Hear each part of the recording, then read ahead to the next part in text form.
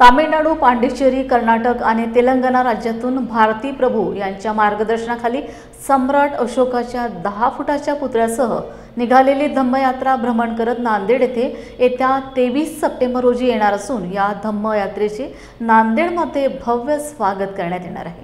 या निमित्त शहरातील डॉ. बाबासाहेब आंबेडकर यांच्या पुतळ्यापासून ते हर्षनगरातील पंचशील बुद्ध विहार येथे धम्मसभेचे आयोजन करण्यात आले असल्याचे भिक्खू विनय बोधीप्रिय महाथेरो यांनी हर्षनगरातील पंचशील बुद्ध विहारात आयोजित केलेल्या बैठकीत सांगितले। 23 तारखेला ही धम्मयात्रा नांदेड शहरात येत आहे। त्यांच्यासोबत 10 फुटाचा एक सम्राट अशोकांचा पुतळा असणार आहे। तामिळनाडू, पांडिचेरी, कर्नाटक, आंध्र आणि तेलंगणा या राज्यात भ्रमण करून ही धम्मयात्रा महाराष्ट्रात येत आहे आणि महाराष्ट्रामध्ये सर्वप्रथम नांदेडमध्ये येत आहे। या धम्मयात्रेचं इथे भव्य स्वागत करायचं आहे नांदेड शहरामध्ये शहरवासियांच्या वतीने। सकाळी 10 वाजल्यापासून 12 वाजेपर्यंत डॉ. बाबासाहेब आंबेडकरांच्या पूर्णाकृती पुतळ्यापासून रेल्वे स्टेशनच्या परिसरातून एक मोटरसायकल समोर असतील आणि त्यामध्ये अशोक सम्राटांचा पुतळा असेल एका गाडीवर, अशी एक मिरवणूक रनिंगमध्ये बाबासाहेबांच्या पुतळ्यापासून ते संबोधी बुद्ध विहार हर्षनगर इथपर्यंत आणायची आहे। दुपारी 12 वाजता या ठिकाणी एक धम्मसभा घेण्यात येणार आहे, ज्यामध्ये भिक्खू संघाच्या वतीने आणि या धम्मयात्रेचे जे प्रमुख आहेत डॉ. आरती प्रभू, भारती प्रभू हे मार्गदर्शन करणार आहेत। या धम्मयात्रेचं जे उद्दिष्ट आहे, उद्दिष्ट फार महत्त्वपूर्ण आहे की अशोक सम्राटांनी या धम्मयात्रेला अशोका आंबेडकर नाव देण्याचं कारण फार रिझनेबल आहे, फारच अर्थपूर्ण आहे। अशोक सम्राटांनी इतिहास काळामध्ये तथागतांच्या परिनिर्वाणानंतर बौद्ध धम्माचा प्रचार आणि प्रसार केला फार मोठ्या प्रमाणात। आपला मुलगा आणि मुलगी त्यांनी भिक्खूंनी बनविले। भिक्खू अनेक देशांच्या मध्ये, वेगवेगळ्या देशामध्ये भिक्खू धम्मप्रचारासाठी पाठवले, 84,000 स्तूप निर्माण केले आणि बौद्ध धम्माला अस्तित्व निर्माण करून दिलं। त्यानंतर दीर्घकाळापर्यंत जवळजवळ या देशातून तर भारत देशातून बौद्ध धम्म लुप्त पावलेला होता।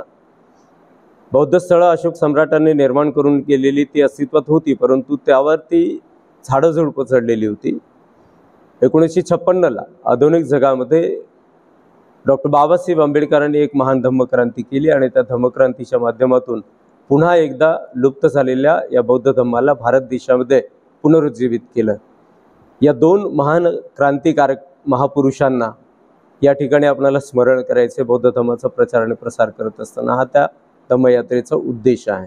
हे 2 महापुरुष बौद्ध धम्माच्या प्रचारामध्ये अग्रणी आहेत।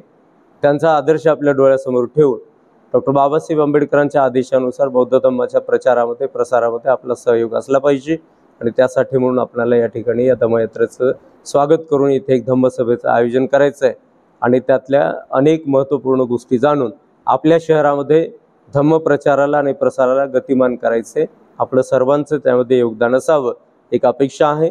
तेव्हा आपण सर्वांनी 23 सप्टेंबर 2025ला दुपारी 12 वाजता संबोधी बुद्ध विहार हर्षनगर या ठिकाणी उपस्थित व्हायचे आपल्या सर्वांना एक नम्र आवाहन करण्यात येत आहे।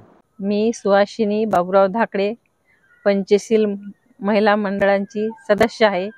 येणाऱ्या 23 तारखेला केरळहून धम्मयात्रा येणार आहे। या धम्मयात्रेचं स्वागत करण्यासाठी संपूर्ण नांदेडकरांनी इथे हजर व्हावे आणि इथून धम्मयात्रा नागपूरला रवाना होणार आहे। मी धम्मसेवक राहुल कोकरे नांदेड येथून आहे। नांदेड या ठिकाणी गेल्या वर्षीपासून सुद्धा जी धम्म रॅली येत असते केरळावरून, ती जवळजवळ 7 राज्यांमधून या ठिकाणी येत असते।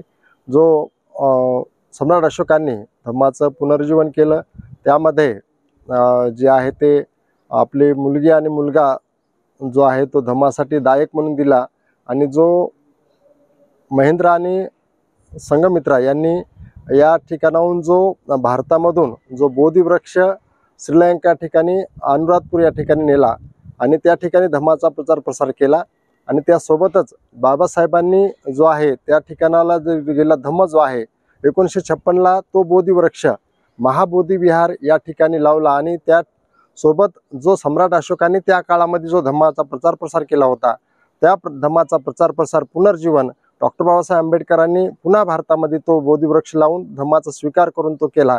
तर या अशा दोन्ही महापुरुष जे आहेत, या दोन्ही महापुरुषांनी जे धम्म कार्य केलं आहे त्याला धरून डॉक्टर भारती प्रभू हे दरवर्षी ही धम्मयात्रा काढत असतात. अशोका आंबेडकर धम्मयात्रा ही दिनांक 23 रोजी या ठिकाणी येणार आहे. त्या यात्रेमध्ये सर्व नांदेडवासियांनी सहभागी व्हावं हे सर्वांना मी आवाहन करतो.